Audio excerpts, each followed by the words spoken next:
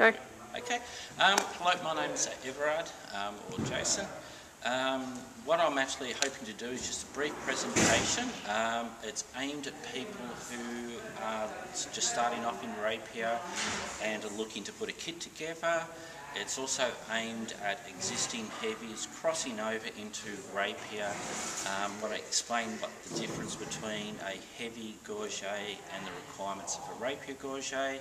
Also, what I'd like to do is to explain to people when they're purchasing a mask, I want to give you some basic information on it and how that actually relates to meeting the requirements of our rules as far as head and neck protection.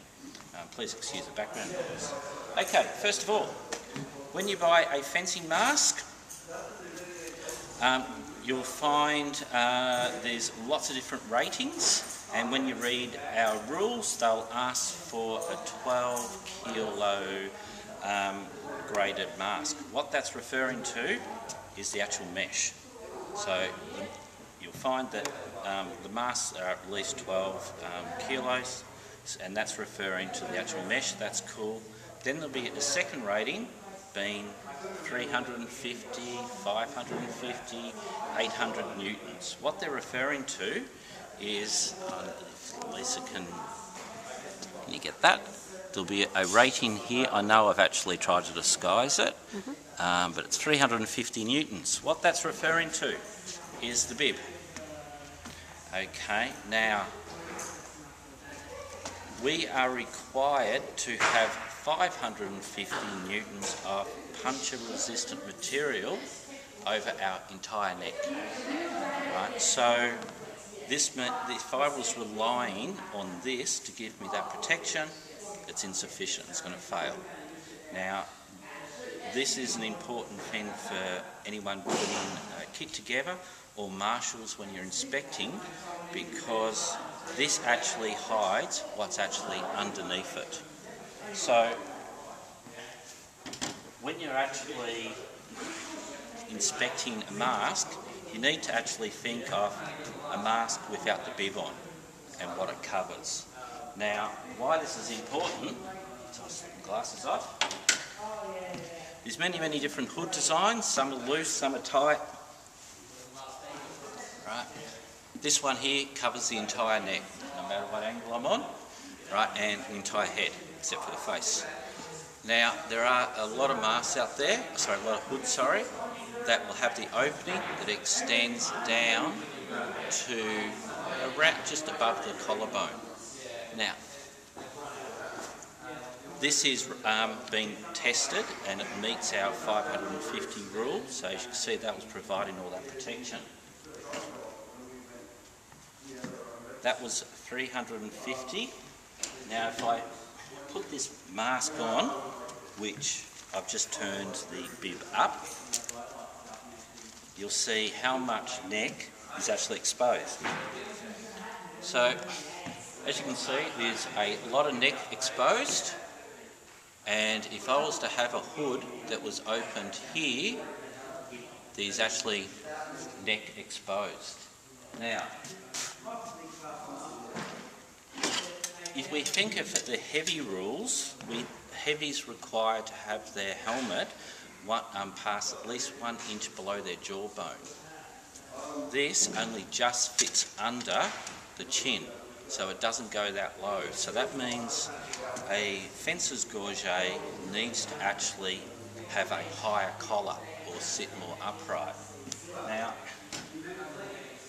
what I've got here, okay, yes, this gorget is not fitting, it's not working at the moment. Unfortunately, the strap's snapped, but for the purpose of this exercise, you'll be able to see what point I'm trying to make here.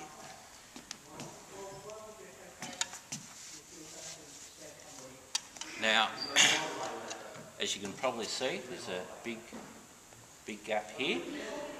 Now, if my hood didn't actually fill in these areas here, and I was wearing the mask with the bib down, you would have these areas here with insufficient protection.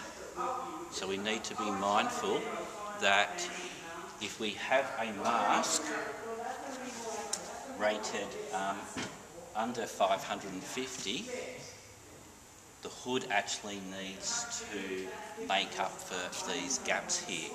Now, possible solution is get yourself a different designed hood that actually covers these areas, or you could find yourself some material that's being tested and found to satisfy the SCA's punch resistant material, and you could line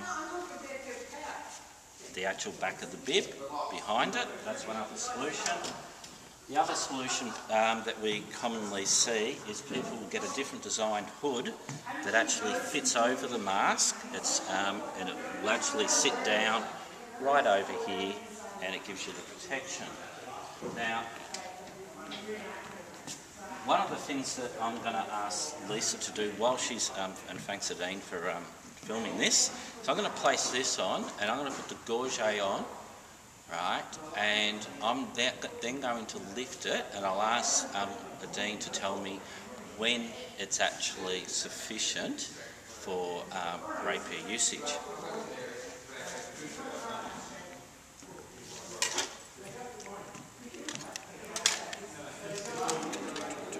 That way, right. So that's actually sitting right on my collarbones there, the front. Now, is that sufficient there? Okay, no. So I'll start. You just tell me when, you, as a marshal, you'd be happy. Maybe now. Maybe You've still got some exposed on the side that I don't like. Yep. Now, this is the issue we're seeing with heavies. There are some heavy gorgets that are pretty much sitting down here, and unfortunately we're seeing them coming over. So you can see this massive area here, and unfortunately they're making their way on the rapier field. What I'm asking marshals to do, and combatants who are dual authorised, is if your gorget sits down like this, please do not take it on the field. And if you're a marshal and someone comes up to you and they've got these really, really loose gorgets that aren't actually protecting this area here, our rules state that you need rigid material, right, to cover the entire neck. I'm hoping that we never ever run into this problem of someone with a gorget way too low, we have this large gap, and then the person's hood is off a design that this area here is exposed, and they're really relying on this 350, which we know is not sufficient.